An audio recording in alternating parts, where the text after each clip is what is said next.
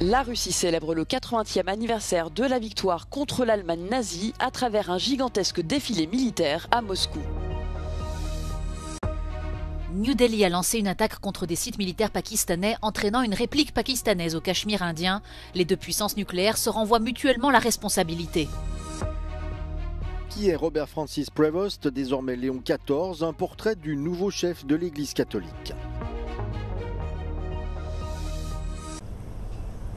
Des milliers de soldats alignés en ordre de bataille, d'imposantes colonnes de blindés et des airs patriotiques emplissant l'air. C'est dans une véritable démonstration de force, à travers un gigantesque défilé militaire sur la place rouge à Moscou, que la Russie célèbre le 80e anniversaire de la victoire contre l'Allemagne nazie. Des dirigeants d'une vingtaine de nations ont participé à l'événement aux côtés de Vladimir Poutine, parmi lesquels le chinois Xi Jinping, le slovaque Robert Fico et le serbe Aleksandar Vučić. Lors de son discours, le chef du Kremlin a rendu hommage aux troupes russes engagées en Ukraine. Россия была и будет несокрушимой преградой для нацизма, русофобии, антисемитизма. Будет бороться с бесчинствами, что творят поборники этих агрессивных, разрушительных идей. Правда и справедливость на нашей стороне. Вся страна, общество, народ поддерживают участников специальной военной операции. Мы гордимся их смелостью и решительностью, той силой духа, которая всегда приносила нам только победу. Pour l'occasion, Vladimir Poutine a ordonné une trêve de 3 jours en Ukraine, Kiev accuse cependant Moscou de poursuivre les combats. Volodymyr Zelensky a qualifié la parade militaire de défilé de cynisme et a dénoncé toute participation étrangère à l'événement. Selon le porte-parole du Kremlin, Dmitri Peskov, une rencontre entre Donald Trump et Vladimir Poutine est clairement à l'ordre du jour. Mais alors que Moscou semble envoyer des signaux positifs, quelle est la réponse de Washington ? Kurt Volker, ancien représentant spécial des États-Unis pour les négociations avec l'Ukraine, a déclaré à Euronews que Donald Trump souhaiterait également rencontrer Poutine, mais sous certaines conditions. I do think he would like to meet Putin, but after there's a ceasefire. He wants to end the war, and then he would like to rebuild a relationship with Russia. He thinks that you could reintegrate Russia into a global economy, you could do business deals with Russia, but Putin has to stop the war first.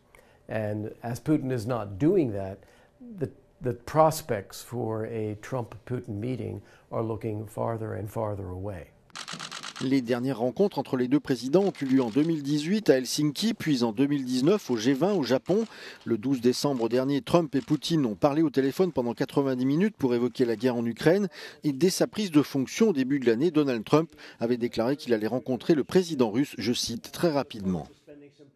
I think what Putin does, though, is he is trying to play to the ego of President Trump by saying, okay, we can sit down man to man, we can work this out.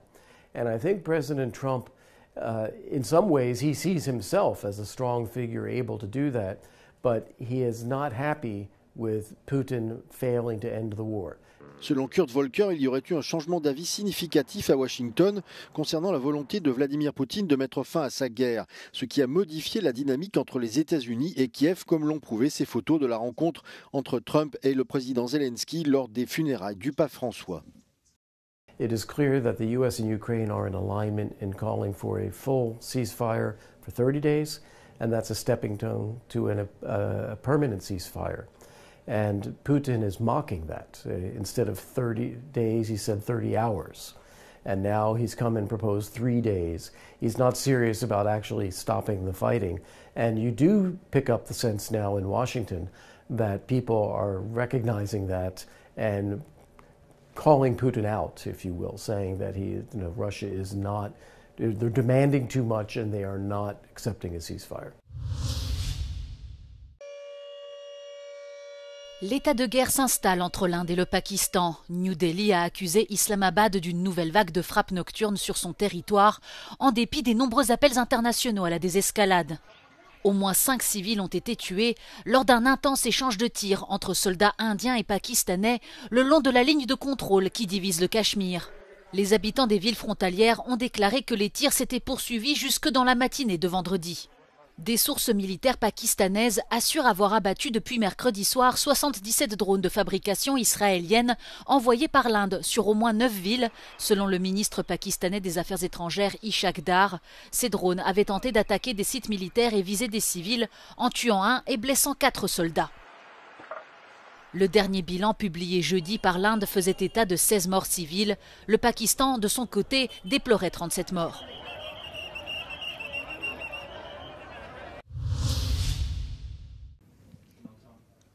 Le Premier ministre irlandais Michel Martin a qualifié Gaza d'enfer sur terre et a critiqué l'absence de réaction de l'UE face à la situation humanitaire sur le terrain. Il a également réitéré les appels à la réouverture de l'accord d'association entre l'Union européenne et Israël. Michel Martin a rencontré la présidente de la Commission, Ursula von der Leyen, pour discuter de cette question ainsi que de la guerre commerciale en cours avec les États-Unis. S'adressant à Euronews, il a déclaré que l'Irlande condamnait le terrorisme du Hamas et souhaitait la libération de tous les otages, mais que la guerre d'Israël avait perdu son sens moral. It's quite shocking what is now happening within Gaza. To have an effective blockade for 50 days and more, 60 days maybe now, in terms of food, in terms of the essentials of life, the bare necessities of life, in my view, must be considered a war crime. And I don't say that easily. I want a resolution. We want a restoration of the ceasefire. We want the release of all hostages. Israël est en guerre contre le Hamas depuis 19 mois suite à l'attaque du 7 octobre 2023 sur son territoire. In my view, it was shocking to take people as hostages. These were innocent people at a concert in their kibbutz. I went to kibbutz Be'eri myself to see it firsthand, the impact of the horrific Hamas attack on Israel. And that was shocking and horrible. And I've condemned it from the outset, and I went there to show empathy with the people who had been attacked. So all those, the hostages should have been released a long time ago. But the war that has been waged in response, in my view, has lost any moral compass at this stage in terms of its unacceptable impact on the civilian population and on children. Vous pourrez suivre l'intégralité de l'interview de Michel Martin mardi prochain sur Euronews.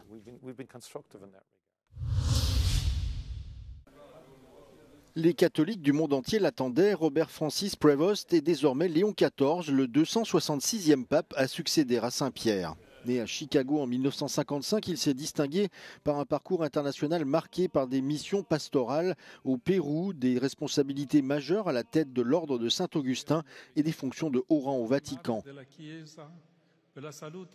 Polyglotte accompli, fervent promoteur du dialogue interreligieux, le défunt pape François l'a nommé en 2014 à la tête du diocèse de Chiclayo au Pérou, poste qu'il a occupé jusqu'en 2023, avant d'être appelé au Vatican et nommé à la tête du dicaster pour les évêques, un poste clé dans la gestion des nominations épiscopales à l'échelle mondiale.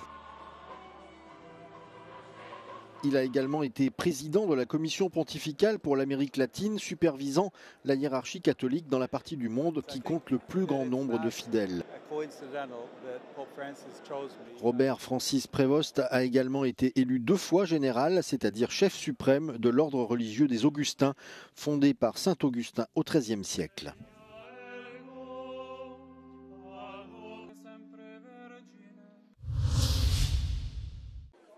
Trois jours après le premier tour de l'élection présidentielle, Nicu Jordan, le maire de Bucarest, et George Simion, le leader du parti d'extrême droite l'Alliance pour l'Union des Roumains, se sont retrouvés pour un débat de 3 heures.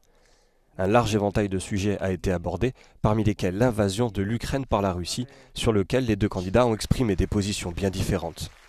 Federația Rusă se hrănește din haos și din menținerea de conflicte înghețate.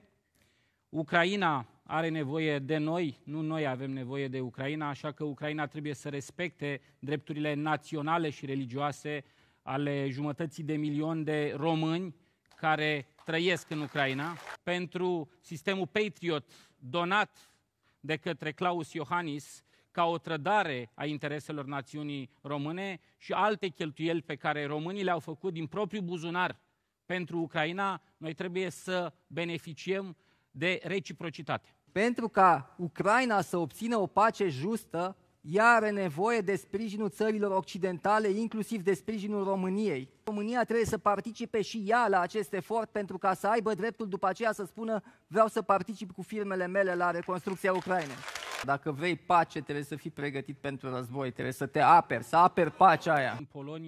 S'agissant de la manière dont ils voteraient ou non le soutien supplémentaire de l'Union européenne à l'Ukraine, les deux hommes ont continué d'exprimer leur désaccord. Securitatea României și securitatea Republicii Moldova depinde în mod esențial de modul în care se va sfârși războiul din Ucraina. Îmi doresc ca războiul din Ucraina, în care Rusia este agresorul, să se termine cu o pace justă care să convină Ucrainei, pentru că altfel dăm drumul în regiune la alte tensiuni teritoriale. Țara mea este România. Voi vota numai în concordanță cu interesul națiunii române și fără a prioritiza alte state.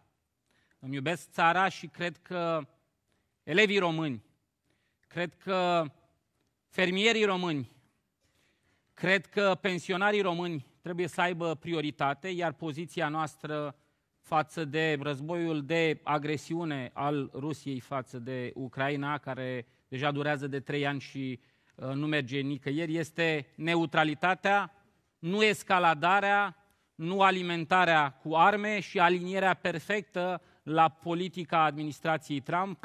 Les deux candidats ont désormais rendez-vous le 18 mai pour un second tour dans lequel Georgie Simeon fait office de favori.